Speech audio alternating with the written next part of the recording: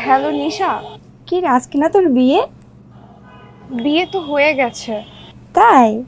কিন্তু আমার না মনটা অনেক খারাপ রে। কেন?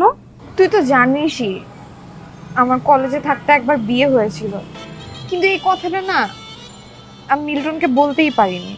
আমার মনে হয় তোর এটা করা উচিত হয়নি, তোর ওকে সবকিছু বলে দেওয়া উচিত ছিল।